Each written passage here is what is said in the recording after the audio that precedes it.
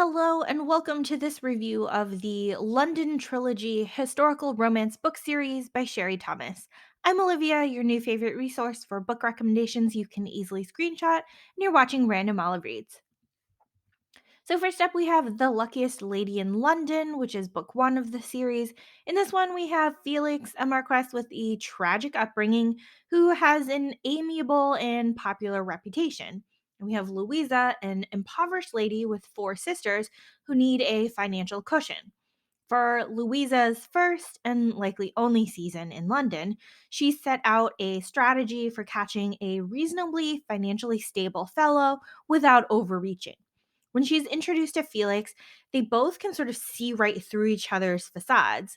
Louisa sees that he's not truly the polished gentleman that he presents, and Felix sees that Louisa aims for financial security more than anything else. These two keep bumping into each other, likely from Felix's maneuvering, to the point where Felix offers for Louisa to be his mistress, and she continues to refuse until Felix ultimately offers marriage. Neither of these people are willing to face any emotional rejection, so they each only admit to a physical attraction to each other and all the practicalities of a marriage of convenience. Now, the wedding takes place about halfway through the book, so we do get to see this odd courtship for the first half and then an emotionally bumbling slow burn on the back half. Keep an eye out for little bits of humor sprinkled throughout and some thoughtful gestures that might be overlooked. Private Arrangements is book two of the series. This one is an estranged marriage story told in a non chronological order.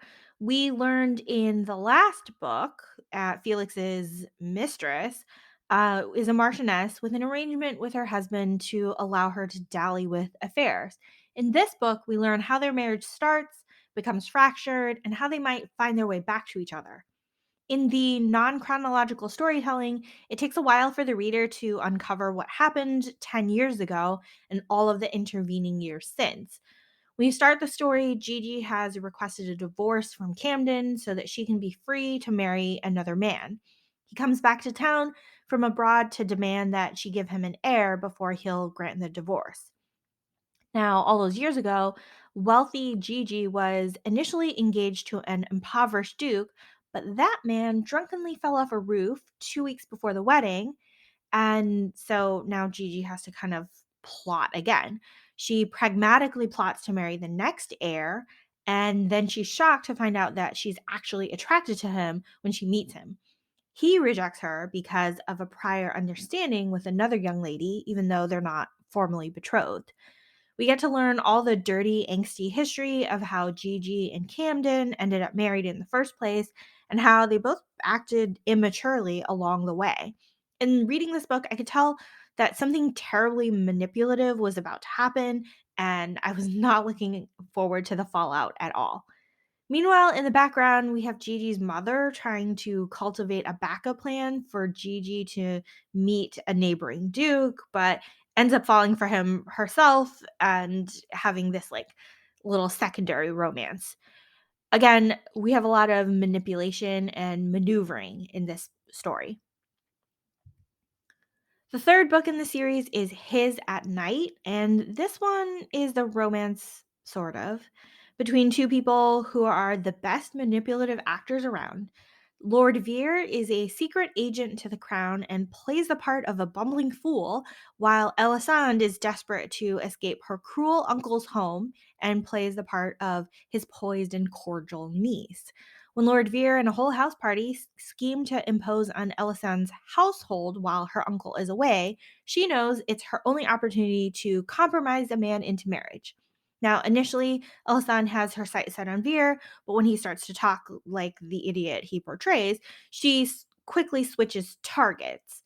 However, Vere is on to Elisande's schemes and aims to protect his younger brother from being compromised.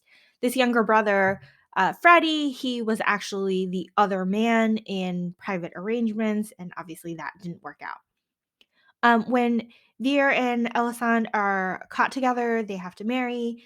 And while it's quite obvious why Elisande has done something so cruel and selfish, she starts to see the cracks in Veer's facade and basically asks him point blank to stop the pretense of the idiocy. However, he still kind of keeps his role and tries to uphold his duties to the crown. Most of the book is spent disliking each other, even though we have a few brief moments of tenderness peek through. So the secondary romance in this story is Veer's brother Freddie, who I said was rejected in book 2, and his childhood friend. So that was sort of sweet to read. Overall, I did like how the elements of the mystery were tied together, and there was a really big reveal at the end of the book. Overall thoughts on this series, it is a very loosely connected series. The plots do go in order, and we kind of have one character hopscotching into the next book, but it's not a very tight knit connection. You can definitely read each of these books as standalone.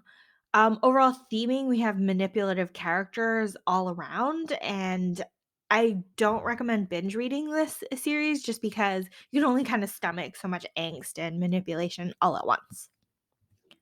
Thank you so much for watching this video. Links to these books are in the description box. Like and subscribe so you don't miss future videos, and you can follow me on Instagram at randomolive.